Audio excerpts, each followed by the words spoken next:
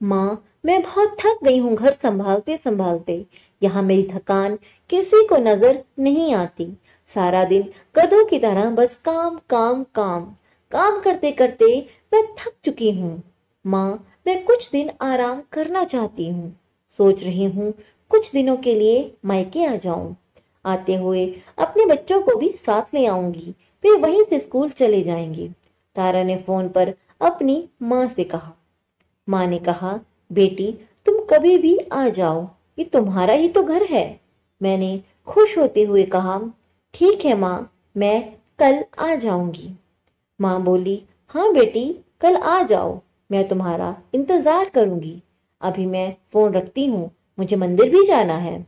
माँ ने फोन रख दिया और किचन में गई और किचन में खाना बना रही बहू से बोली, अरे राधा, सुनो, कल तुम्हारी ननद आ रही है।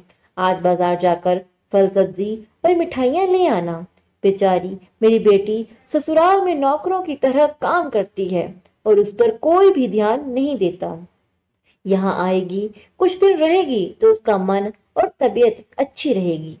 सास के मुंह से ऐसी बातें सुनकर बहू का चेहरा उतर गया।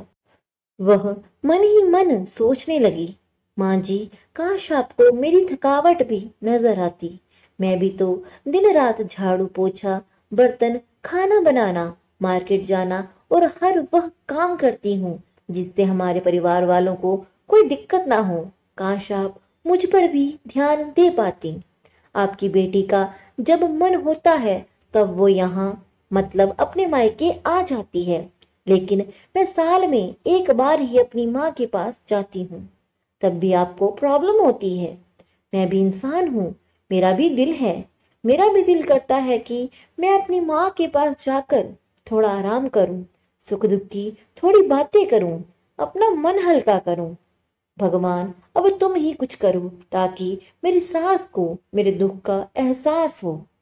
शाम तक भगवान ने मेरी सुन ली और मेरी ननद का फोन आया। ननद ने अपनी माँ से कहा कि उसकी सास ने उसे मायके आने के लिए मना कर दिया है, इसलिए इस बार वो नहीं आ सकती। सासू माँ बोली, ऐसे कैसे मना कर दिया? पहले तो कभी वह तुम्हें आने के लिए नहीं रोकती थी, इस बार भला क्या हो गया? लाओ मेरी बात कराओ, उनको मैं समझाती हूँ। तारा ने फोन अपनी सास के पास दिया। ममता जी ने कहा, नमस्कार समधन जी, आपसे कुछ कहना था। समधन जी ने कहा, कहिए। कल त्योहार है, इसलिए तारा अपने मायके आना चाहती है। अगर आप उसे भेज दें तो बहुत अच्छा रहेगा। तारा की सास ने कहा, देखिए समधन जी, आपकी बेटी मायके आए, हमें इससे कोई दिक्कत नहीं है। कुछ दिन पहले मैं अपने रिश्तेदार की शादी में गई थी। वहां आपकी बहू राधा की माता जी से मिलने का मौका मिला। उनसे गपशप करने के दौरान उनकी बातों से पता चला कि राधा को साल में एक ही बार अपने मायके जाने को मिलता है, और वह भी बहुत कम समय के लिए। मुझे लगता है आपको पहले राधा को उसके मायके भेज देना चाहिए, और वह जब मायके होकर आ जाएगी तो मैं तारा को आपके पास भेज दूंगी। और एक बहुत जरूरी बात जो मुझे लगता है आपको समझ लेनी चाहिए कि आपको अपनी बहू को बेटी की तरह ही प्यार देना चाहिए। उसका भी मायके जाने का दिल होता है। हो सकता है तारा के वहां आने पर उसकी आओ भगत करने के लिए आप उसे उसके मायके नहीं भेजती होंगी, या फिर वो आपसे कुछ कहने से डरती हो।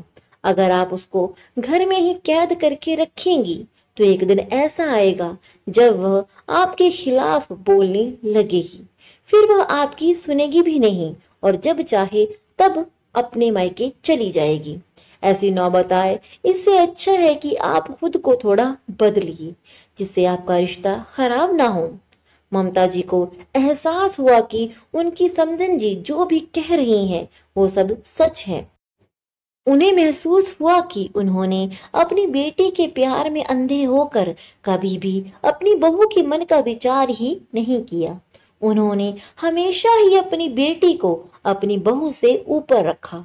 दूसरी तरफ तारा भी अपनी भाभी के बारे में हो रही इस बातचीत को सुन रही थी। उसे भी एहसास हुआ कि वह कभी भी अपनी भाभी के साथ ठीक से बात नहीं करती और जब जब वह अपने मायके जाती है तो भाभी थोड़ी उदास सी ही रहती हैं। ममता जी ने अपनी बहू को बुलाया और उसे कहा कि बेटी राधा, कुछ दिन के लिए तारा नहीं आने वाली है, इसलिए पहले तुम अपने मायके होकर आओ। यह सुनते ही राधा का चेहरा खिल गया, क्योंकि यह पहली बार था जब उसकी सास ने सामने से उसे अपने मायके जाने के लिए कहा था। अगले दिन राधा अपने मायके गई और इस बार एक दो दिन नहीं बल्कि पूरे 2 हफ्ते रह कर आई। जब वह लौट कर आई तो उसका चेहरा खिला हुआ था, उसकी आंखें चमक रही थी।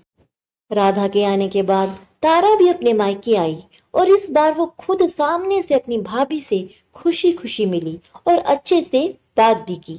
तारा ने अपनी माँ से बात करके उन्हें भी अच्छे से समझाने में मदद की कि वह कहीं ना कहीं राधा के साथ गलत व्यवहार कर रहे थे। दूसरी तरफ राधा भी अपने ससुराल वालों के बदले रवैये से बहुत खुश थी। अब वह खुशी खुशी सबका ध्यान रखती और हर काम प्यार से करती। वह ध्यान रखती कि कोई भी ऐसी बात या काम ना करे जिससे घर में तनाव का माहौल पैदा हो। ममता जी अपनी बहू को खुद ही समय समय पर मायके भेज दिया करती। एक छोटे से बदलाव ने सास बहू और भाभी ननद के बीच की कड़वाहट को दूर कर दिया और रिश्तों को और भी ज्यादा मीठा और मजबूत कर दिया।